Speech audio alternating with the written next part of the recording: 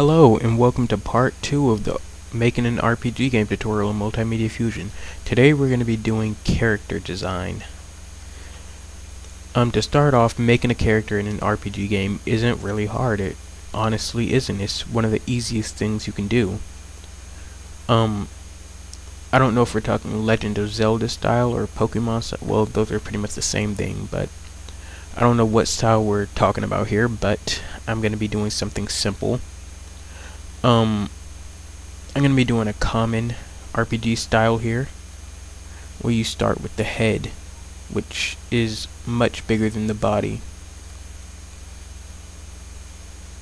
Then you add the body here.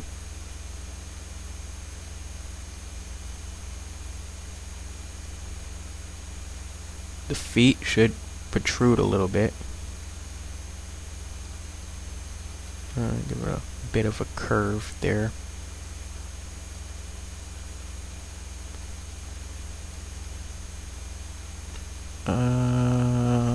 Okay. And we're gonna add an arm here. It doesn't really look like an arm, but it'll do. Now, something really quick before I go on. Yeah, an orange-headed thing, something here. I don't know what it is yet, but it's gonna be pretty cool. So, okay. So, pretty much what you do from here is you make all the directions of it, which you can do for the left direction easily just by doing the opposite direction and flipping it vertically. And of course the hotspot is in the middle. For the up and down animations, you're gonna want to do this thing called onion skinning, and it has to do with this tab here, little slider bar. You just slide this to the right and clear the frame. That way you can see the picture from the you can see the picture from the previous frame on the frame afterhand.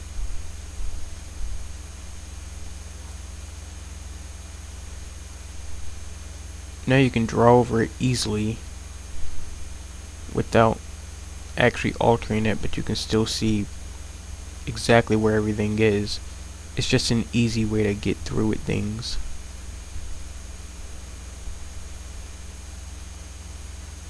And of course these legs turn into little nubs. Sorry if I excessively use the word nubs a lot throughout this tutorial. But here we go.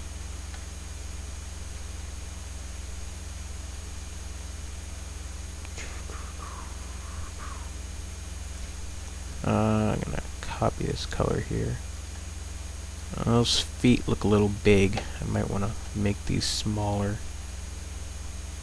Not thinking Legend of Zelda style, really. But yeah, I'm gonna want to move that in a bit, make it a bit smaller than it is. And here you have it for him facing up. And of course we're going to want to do the same for him facing back. Well, there's really not much of a difference since I didn't add any detail, but what I will do is add in a little dash of hair, just so you guys know that it's facing the back direction. Okay, so after that you're going to want to copy this into the walking or running, depending on what you want. And walking and running animations are really easy in RPG games. All you need is 4 frames, 2 of which will stay the exact same as what they are. What you're going to do with frame number 2 is you're going to have the arm pushed forward just a bit. In frame number 4, the arm is going to be moved back just a bit. And of course you're going to draw this in to make it look like the arm isn't moving the entire torso with it. And the legs will move up. Well, not so much as legs, it's pretty much just feet. But hey, that works. It doesn't look right. Okay, I can work with that. And I'll just copy this here.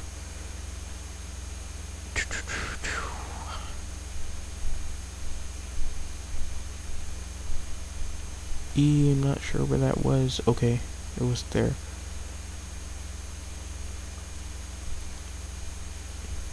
All you really have to do is loop it, set it to the speed desired, and there you have a simple walking animation. For the top and bottom ones, it's going to be a bit harder though, just a bit. You're going to want to move one of the arms up, move one of them down, and add about 1 extra pixel to the height.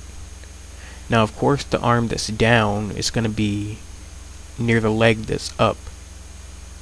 So this should be the leg that's down in this case. I'm going to drag that up. Once again, you will need 4 frames. Since that was up last time, this is going to be down this time. This will be up. Add another pixel. Bring this down. And here we go. 14, 14, and loop. And there you have a walking up animation.